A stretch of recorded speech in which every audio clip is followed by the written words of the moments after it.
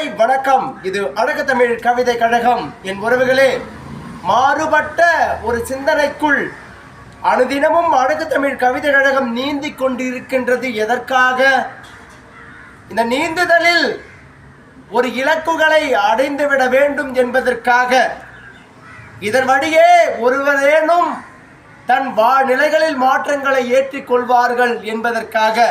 என் உறவுகளே, பிறந்து சில மணி நேரங்களிலே வாட்டமான முகத்தை வைத்து இறந்துவிடும் பூக்கள் பெருத்த அருமருந்தான தேன் ஒன்றை தந்து செல்கின்றது.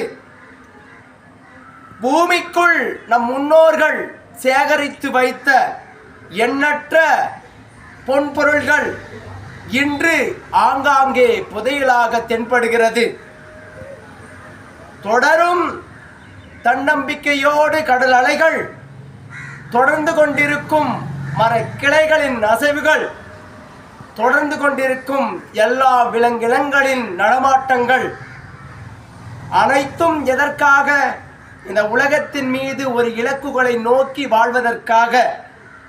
இவைகள் நம் மனதுக்குள் என்றும் உதாரணத்துக்குள் இருக்கும் நிலைகள் இருந்துவிட்டால், இந்த வாழ்க்கையில் சிறு துன்பங்கள் கூட வந்துவிட்டால் அதை கலந்தறியும் மனப்பக்குவங்கள் தானாக பிறந்துவிடும் நமக்குள். என் உறவுகளே, சூழ்நிலைகளுக்கு ஏற்றது போல் நம் வாழ்நிலைகளை மாற்றிக்கொண்டு அடுத்த நொடியை நோக்கி நம் பயணத்தை விடுக்கும் எண்ணத்தை தான் நமக்குள் வளர்த்து கொள்ள வேண்டுமே தவிர, சிறு தோழிகளை கண்டுவிட்டு முடங்கிக் கொண்டு எண்ணங்களை மாற்றிக்கொண்டு மறு வழியில் சிந்தனை செய்து கொண்டு குழம்பிக் கொண்டு வாழ்வதை தவிருங்கள். பெருத்த இந்த உலகில் உங்கள் சிறுத்த வெளியை பெருத்த தேடலில் வைத்து அடுத்த நொடி மீது ஏறி அமர்ந்து வெற்றிகளை காண முற்படுங்கள். என் உறவுகளே, வாழ்க்கை மிக அழகானது. இந்த வாழ்த்தடம் நமக்கானது என்றும் என நீங்கள் உங்களுக்குள் உணர்ந்தால் மட்டும்தான் இந்த சூழல்கள் மாறும்.